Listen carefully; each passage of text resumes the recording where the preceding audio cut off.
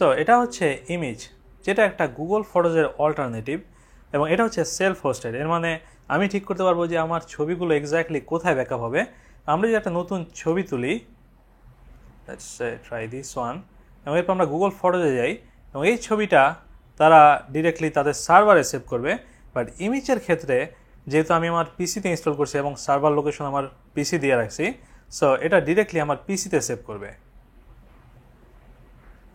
So এই মুহূর্তে আমার পিসিতে আপলোড হচ্ছে এবং এটা আপলোড হয়ে গেছে। সো এখন যদি আমি এটা ওপেন করি, এটা ডিরেক্টলি আমার পিসি থেকে লোড হচ্ছে। না, এটা একটা সুবিধাও আছে, অসুবিধাও আছে। প্রথম সুবিধা হচ্ছে এটা যেহেতু আমার নিজের লোকেশনে, সো এটার জন্য আমাকে কোনো পেমেন্ট করা লাগবে না, যেহেতু গুগল ফটোজের একটা পেমেন্ট আছে 15 জিবির উপরে, এবং এটা অ্যাকচুয়ালি ফুল কোয়ালিটিতে ব্যাকআপ হয়। গুগল ফটোজের একটা সেভার সেটিংস আছে, সো এটা কিছুটা কোয়ালিটি কমায় তারপরে ব্যাকআপ করে। সো এটা হচ্ছে ফুল কোয়ালিটি।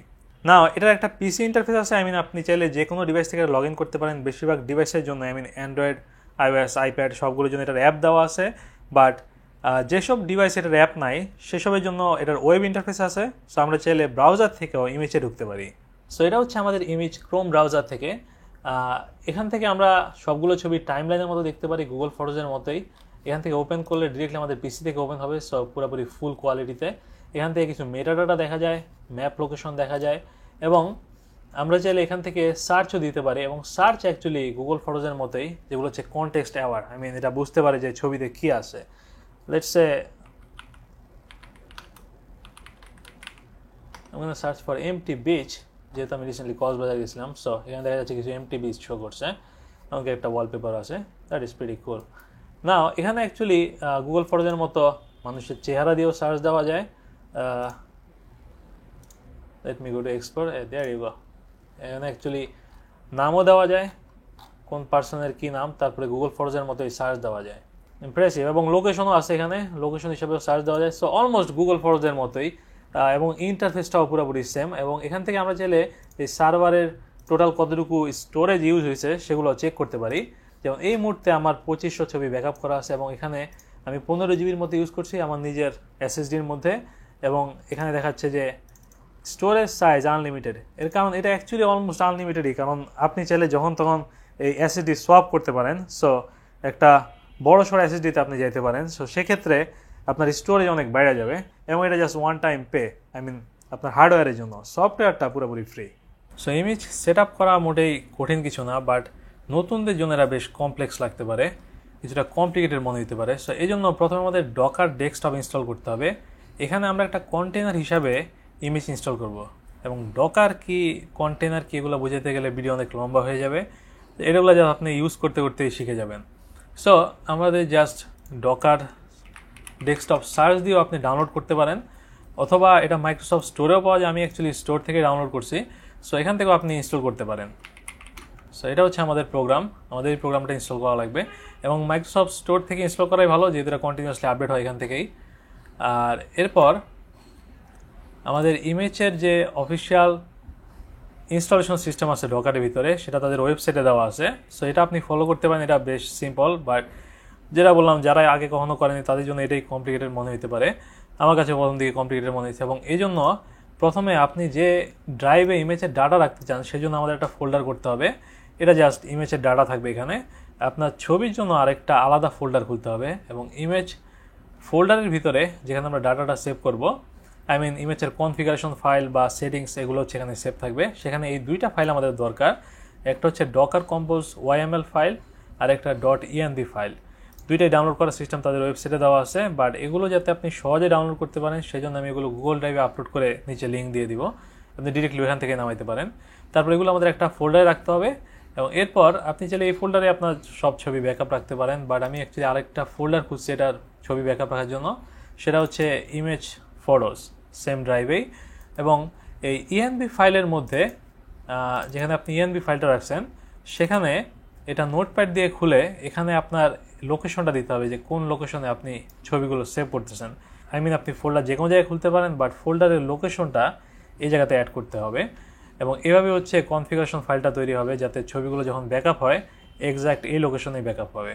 যেহেতু দুইটা ফাইল রেডি আছে, আশা করি আপনি অলরেডি ডাউনলোড করছেন। এরপর আমরা যেটা করতে পারি সেটা হচ্ছে, যেই ফোল্ডারে এই দুইটা ফাইল আছে সেই ফোল্ডারে আমাদের ডকার থেকে ঢুকতে হবে। সো আমরা ডকারের নিচে একটা টার্মিনাল আছে, ডকার ইনস্টল করার পরে পাবেন। তো এখান থেকে আমরা টার্মিনালে ক্লিক করব, তারপর যে ফোল্ডারে আমাদের ফাইলগুলো আছে সেটাতে আমরা ঢুকবো। সো কমান্ড হচ্ছে সিডি তারপর ফোল্ডারের লোকেশন। সো আমরা এই ফোল্ডারে ঢুকলাম এবং এরপরে এই যে ডকার ওয়াইএমএল ফাইলটা আছে সেটা আমাদের রান করতে হবে। সেখানে আমাদের সব কনফিগারেশন লেখা আছে। সো এটা রান করার কমান্ড হচ্ছে তাদের সাইটেও দেওয়া আছে, সেটা হচ্ছে এই ডকার কম্পোজ আপ ডি। এটা আমরা কপি করলাম এবং এখান থেকে আমরা এটা পেস্ট করব।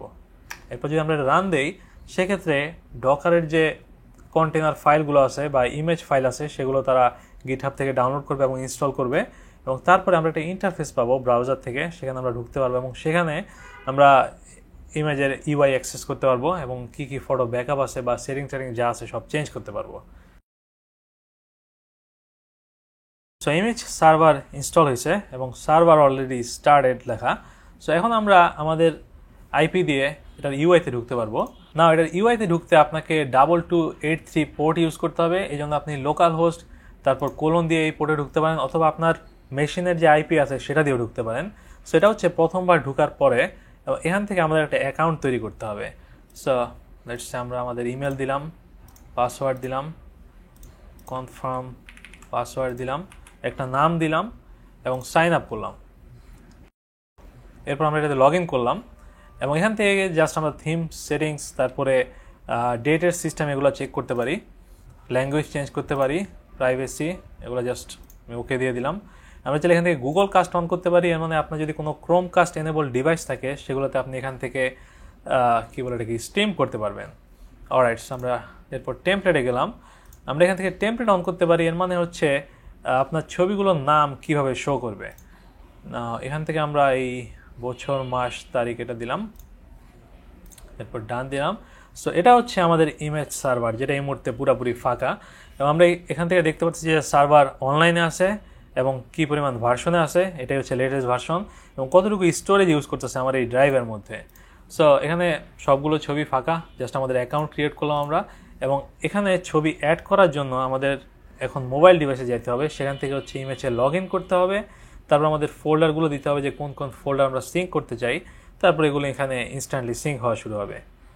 অলরাইট, সো আমি এখন আমার মোবাইলে আসলাম এবং আমরা যদি ইমেজে প্রথমবারের জন্য ঢুকি এটা আমাদের সার্ভারের ইউআরএল চাবে। সো সার্ভারের ইউআরএলটা হচ্ছে আপনি যে ডিভাইসে ইমেজ ইনস্টল করছেন, যেমন আমি আমার পিসিতে ইনস্টল করছি। সো আমাকে পিসির আইপি দিতে হবে প্লাস এটার যে ডিফল্ট পোর্ট আছে 2283 সেটা দিতে হবে।